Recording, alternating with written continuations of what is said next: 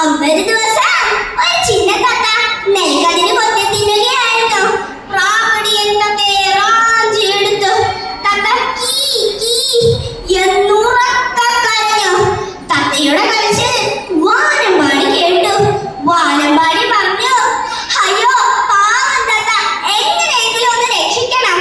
അതിനായി തന്നെ വനം ഉപയോഗിക്കുവാനായി വാനമ്പാടി തീരുമാനിച്ചു. വാനമ്പാടി പറഞ്ഞു, തത്ത രക്ഷപ്പെടട്ടെ. പെട്ടെന്ന് തത്ത വീർത്ത് വീർത്ത് വലുതാവാൻ തുടങ്ങി. ഭാരം താങ്ങാനാവാതെ പ്രാപ്പടിയൻ തത്തയെ താഴെയിട്ടു. വല്ല വിധേനയും തത്ത രക്ഷപ്പെട്ടു. മറ്റൊരു ദിവസം ഒരു മഞ്ഞക്കിളിയെ പ്രാപ്പടിയൻ റാഞ്ചിയെടുത്തു. അവിടെയും തന്നെ വരം ഉപയോഗിച്ച് വാനമ്പാടി കിളിയെ രക്ഷപ്പെടുത്തി. രണ്ട് വരങ്ങൾ തീർന്നു. ഇനി ഒരു വരവും കൂടിയേ ബാക്കിയുള്ളൂ. അതും കൂടി തീർന്നാൽ നമ്മൾ എല്ലാവരും പ്രാപ്പടിയൻ കിളികളായി തീരും. കിളികളെല്ലാം ക്ഷമത്തോടെ ഇരുന്നു. അപ്പോൾ വാനമ്പാടി പറഞ്ഞു, കൂട്ടുകാരെ, നിങ്ങളാരും വിഷമിക്കേണ്ട. നിങ്ങൾക്ക് വേണ്ടി ജീവൻ ബലികഴിക്കാൻ പോലും ഞാൻ തയ്യാറാണ്.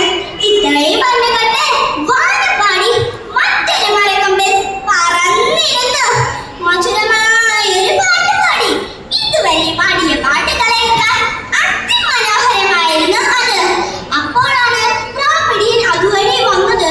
വാനമ്പാടിയെ കണ്ട പ്രാപ്പടിയൻ ഇങ്ങനെ ചിന്തിച്ചു, എപ്പോഴും എന്റെ ഇരകളെ രക്ഷപ്പെടുത്തുന്ന ഇവർ തന്നെയാവട്ടെ എന്റെ ഇന്നത്തെ ഇര. ഇത്രയും പറഞ്ഞുകൊണ്ട് പ്രാപ്പടിയൻ വാനമ്പാടിയെ റാഞ്ചിയെടുത്തു.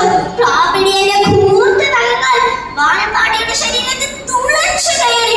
വേദന കൊണ്ട് പിടയുമ്പോഴും വാനമ്പാടി മനസ്സിൽ എങ്ങനെ ചിന്തിച്ചു, ഇനി